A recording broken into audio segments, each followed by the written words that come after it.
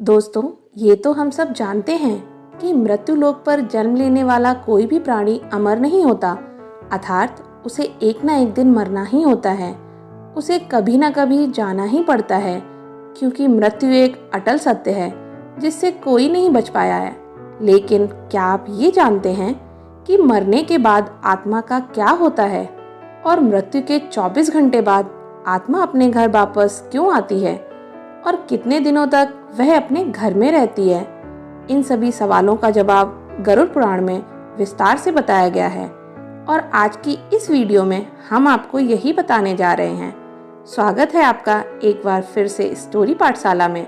और वीडियो शुरू होने से पहले चैनल को सब्सक्राइब करना ना भूलें। गरुड़ पुराण में बताया गया है कि जब किसी की मृत्यु हो जाती है तो यमराज के यमदूत आत्मा को अपने साथ यमलोक ले जाते हैं, जहां उसके पाप और पुण्य का लेखा जोखा किया जाता है और फिर 24 घंटे के अंदर यमदूत उस प्राणी की आत्मा को उसके घर छोड़ जाते हैं।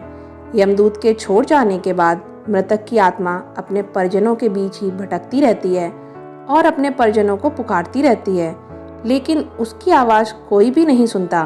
फिर वह आत्मा अपने शरीर में प्रवेश करने की कोशिश करती है, लेकिन यमदूत के पास में बंधे होने के कारण वह मृत शरीर में प्रवेश नहीं कर पाती। इसके अलावा गरुड़ पुराण में बताया गया है कि जब यमदूत मृतक की आत्मा को उसके परिजनों के बीच छोड़ जाते हैं तो उसके बाद उस आत्मा में इतना बल नहीं रहता कि वह यमलोक की यात्रा तय कर सके। गरुड़ पुराण के अनुसार किसी भी व्यक्ति की मृत्यु के बाद 10 दिन तक जो पिंडदान किया जाता है उससे मृत आत्मा के विभिन्न अंगों की रचना होती है और फिर 11वें और 12वें दिन जो पिंडदान किया जाता है उससे मृतक रूपी आत्मा का मांस और त्वचा का निर्माण होता है। और जब 13वें दिन 13वीं की जाती है तब मृतक के नाम से जो पिंडदान किया जाता है उससे ही वो यमलोक तक की यात्रा तय करती है। अर्थात मृत्यु के पश्चात जो 13 दिन तक मृतक के नाम से पिंडदान किया जाता है उसी से आत्मा को मृत्युलोक से यमलोक तक जाने का बल मिलता है। इसलिए गरुड़ पुराण में बताया गया है कि जब किसी मनुष्य की मृत्यु हो जाती है तो उसकी आत्मा 13 दिनों तक अपने परिजनों के बीच भटकती रहती है और इसके बाद मृतक की आत्मा मृत्युलोक से यमलोक के सफर पर निकल पड़ती है। यह सफर पूरा करने में आत्मा को पूरा 1 साल यानी 12 महीने का वक्त लगता है। मान्यता के अनुसार 13 दिनों तक किया गया पिंडदान उस मृतक की आत्मा के लिए 1 वर्ष तक के भोजन के समान होता है। दोस्तों, अब आप यह सोच रहे होंगे कि अगर किसी मृत आत्मा का नियमित पिंडदान नहीं किया गया हो तो क्या होगा?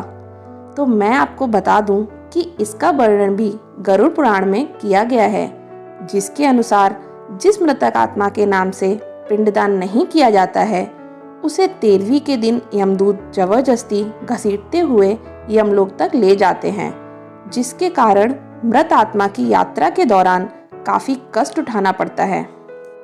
इसलिए हिंदू धर्म में हर मृत आत्मा के निमित्त 13 दिनों का पिंडदान किया जाना आवश्यक बताया गया है। इन सब के अलावा गरुड़ पुराण में यह भी बताया गया है कि 13वीं के दिन मृतक के परिजनों द्वारा किया जाने वाला भोज कर्ज लेकर किया जाए तो मृत आत्मा को शांति नहीं मिलती। मृत आत्मा को इन सब बातों का बड़ा ही कष्ट होता है। साथ ही गरुड़ पुराण में यह भी बताया गया कि जो व्यक्ति जीवित रहते पुण्य कर्म करता है उसे यमदूत मृत्यु के 13 दिनों बाद अपने साथ यमलोक ले जाते हैं और ऐसी आत्मा को मृत्युलोक से यमलोक तक जाने वाले मार्ग में किसी भी तरह का कष्ट नहीं भुगतना पड़ता। वहीं जो मनुष्य अपने जीवन काल में बुरे कर्म करता है उसे यमदूत पूरे रास्ते कई तरह की यातनाएं देते हैं, जिससे वह थर थर कांपने लगता है और यमदूतों से क्षमा मांगता है, लेकिन यमदूत उसे क्षमा नहीं करते। इसके बाद जब पुण्य आत्मा यमलोक पहुंचती है तो यमराज उसे स्वर्गलोक भेज देते हैं, जबकि पापी आत्मा को उसके द्वारा किए गए बुरे कर्मों की सजा भुगतने के लिए नरक भेजते हैं और सजा पूरी होने के बाद ऐसी आत्मा को वापस निम्न योनि में मृत्युलोक भेज देते हैं। उम्मीद करती हूँ आपको इस वीडियो के माध्यम से समझ आ गया होगा कि मृत्यु के 24 घंटे बाद आत्मा वापस अपने घर क्यों आती है। अगर वीडियो अच्छी लगी तो वीडियो को ज़्यादा से ज़्यादा लाइक और शेयर करें।